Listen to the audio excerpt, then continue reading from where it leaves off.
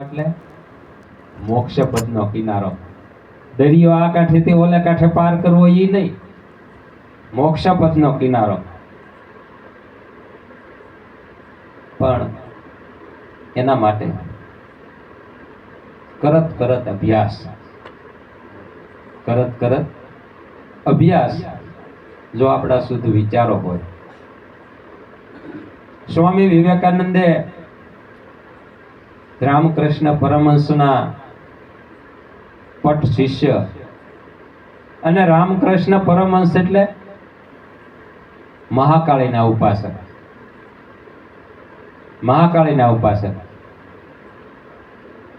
નહીતર દેવી દેવતાઓને જે માનતા હોય તો ધૂણવાનું કામ કરે, એ સત્સંગનું કામ કરે. આપણે કોઈની નિંદા નથી કરતા, પણ એની પાસે આપણે દાણા જોવડાવી શકીએ.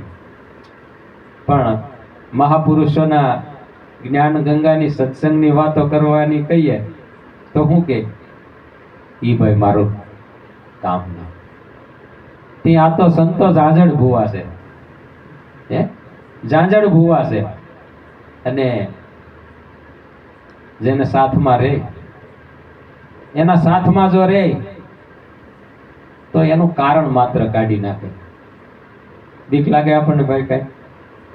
નહીતર બીક લગાડવાનો પાર છે કે? નહીતર માણસને બીક લાગે તો લુવાર પાસે જઈને નાગફણી બનાવે અને ઘરને ચારે બધું ખોડી દે. પણ સંતનું શરણ જેને ગ્રહ્યું એનું કારણ માત્ર નીકળી ગયું અને તમામ પ્રકારની બીક મટાડી દીધી. આવી ગેરંટી કોણ આપે? આ ભવસાગરમાં ગુરુ નાવે ઊંસડી, સહેજમાં આવ્યા સાગર પાર.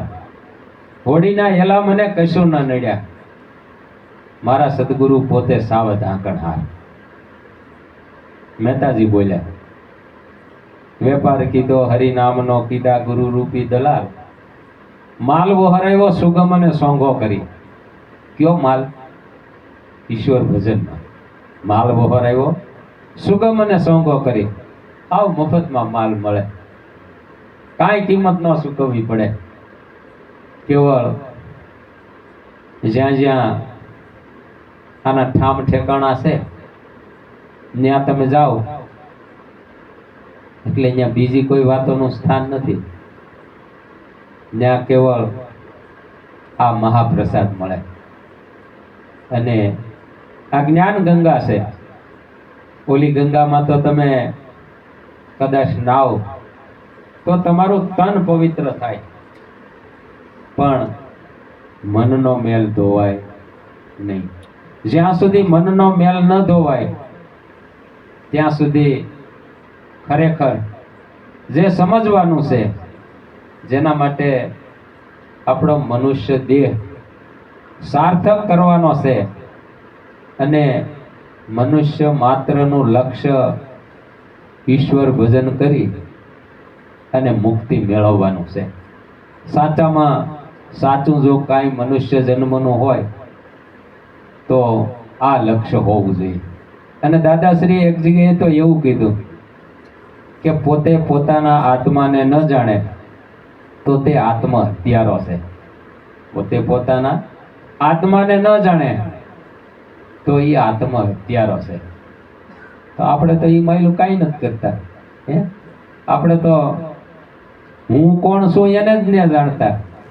આપણે બીજાને ઘણું જાણીએ.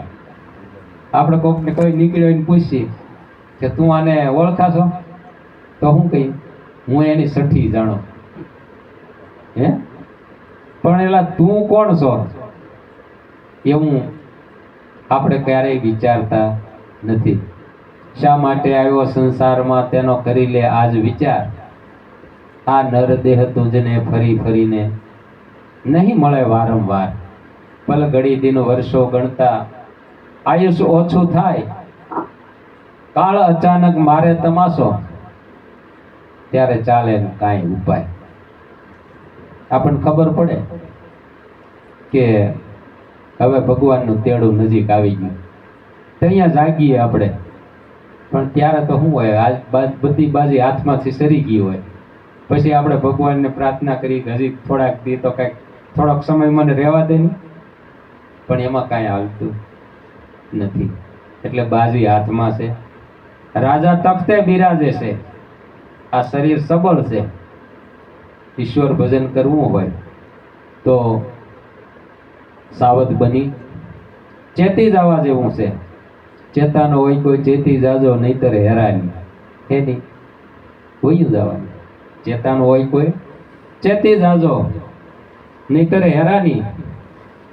દેખો દુનિયા ઈશ્વર જાવે, જૈસો નદી ઉકા પાણી. આપણને ખબર છે કે નદીનું પાણી જેમ વયું જાય એમાં આપણે વયું જવાનું છે. પણ ખ્યાલ કર બંદા, ખ્યાલ કરી લે, ખેલે સો જ્ઞાની. આ અવસરીઓ ખ્યાલ બિન ખોયો તો ફેર મિલન કો નાહી. ફરી ફરીને આવો અવસર આપણને મળવાનો નથી. એટલે કામ પ્રસંગે જાવું જન્મમાં, પ્રભુ શરણને રાખી મનમાં.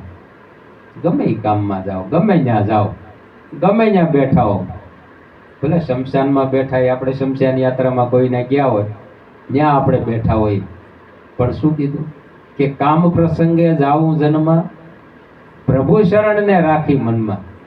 ન્યાય ભજન થાય, ન્યાય કરી લેવું, કરવા જેવું કામ છે. મન માર્ગ શું કે સતોરે પાછું વાળવું. આ મનને એટલું બધું ડાયું ડમરું બનાવવું, કહાગરું બનાવવું. અને જેને જેને કહાગરું બનાવ્યું, જેને મનને હાથમાં રાખ્યું છે, એ ક્રોધને જીતી ગયો છે. પણ એને જીતવો ઘણી મુશ્કેલ છે. પણ જીતાય કેમ કે નિત્ય કીર્તન, નિત્ય ઉત્સવ, નિરખવા નંદ દુલારા. જો કાયમ આવો માહોલ, કાયમ આવો ભાવ અને કાયમ આવા પ્રેમી હંસો જો મળવાનું થાય તો અહીંયા બીજી કોઈ વાતોનું સ્થાન રહેતું નથી. અહીંયા આવીને બીજી વાતોના કોઈ તડાકા મારવા માંડે તો આપણે પહેલા એને બોલે એટલું બોલવા દઈએ, પછી કહીએ ભાઈ શું કામ છે તમારે? મારે ફલાણું કામ છે. તો હવે નીકળો. કહીએ કેમ કે તમે તો બગાડો છો પણ અમને બગાડો. અમને તો આ મનુષ્ય દેહની કિંમત નથી, પણ અમે તો કંઈક અમારા ગુરુ મહારાજે અમને શીખવાડ્યું છે. એટલે આ બાજી હાથમાં છે ત્યાં સુધી એને સંભાળી લેવી છે. અને જેટલું થાય, કદાચ પૂરું ન થાય તો કુદરતી એક મોકો આપે છે કે તું માર્ગે સીડ્યો છો તો મારે તને પહોંચાડવો તો પડશે ને. મને માર્ગે ચડાવ્યો છે તો એ માર્ગ આપણો ઈશ્વર જરૂર પૂરો કરે એવી ઈશ્વરે ખાતરી આપી છે. અને એવો કોલ આપ્યો છે કે ગજને કારણે હું અસંભવ ઉઠ્યો, અણવાણે પગે ધાયો, ઊંચ કે નીચમાં હું કાંઈ ન જાણું, મને ભજે ઈ સંત મારો. કોઈ પણ ભજી લે, આમાં કાંઈ કોઈનો અધિકાર નથી કે આપણે એટલું જ ભજવાનું છે. અને કોઈએ કાંઈ હવાલો નથી રાખ્યો કે કોળીએ ન ભજવાનું, સાધુએ જ ભજી લેવાનું, કુંભારે ન ભજવાનું, એવું છે કાંઈ ભાઈ? આ કાંઈ કોઈનો હવાલો નથી રાખેલો. આ તો જે ભજે એનો હવાંગ છે. અને જેટલો ભજવો હોય એટલો ઈશ્વરે તક આપી છે. આખું આયુષ્ય ઈશ્વરે આપ્યું છે 100 વર્ષનું. પણ હવે 100 વર્ષનો યોગ તો આપણને ન મળે, પણ આપણે એ ગણતરી નહીં રાખવાની. આપણે તો 50, 60, 70ની રાખવાની, ત્યાં સુધીમાં કરી લેવા જેવું છે. એટલે ભૂલ ભૂલામણીમાં ન પડતા આ સમય આપણને કુદરતે આપ્યો છે. એની સાથે સાથે આપણને સમજણ આપી છે અને એવા જિજ્ઞાસુ પુરુષોનો આપણને સથવારો મળ્યો છે. નહીંતર કોઈનો જન્મ ક્યાં ને ક્યાં કેવી રીતે આપણો થોડો ભાઈ મેળાપ થાય કંઈ. અને બહારગામથી આપણે ભેગા મળી જઈએ એટલે એ ઈશ્વરની દયા કહેવાય ને. નહીંતર એ આપણે થોડા મળીએ કે બધા કેટલા છેટા રહેતા હોય છતાં આ પ્રસંગે, આ પૂનમ જેવો પ્રસંગ હોય અને એ નિમિત્તે આપણે ભેગા મળીએ અને આપણા મનુષ્ય જીવનનું શ્રેય આપણે હાંસલ કરીએ એ એની કૃપા કહેવાય ને, એની કૃપા કહેવાય. નહીંતર તો એટલો બધો પંથ કાપી અત્યારે કોને નવરાય છે? આ તો આખો પ્રવૃત્તિમય યુગ છે. હે, એક એક કલાકની કે એક એક મિનિટની માણસ અત્યારે ગણતરી કરે છે. એટલે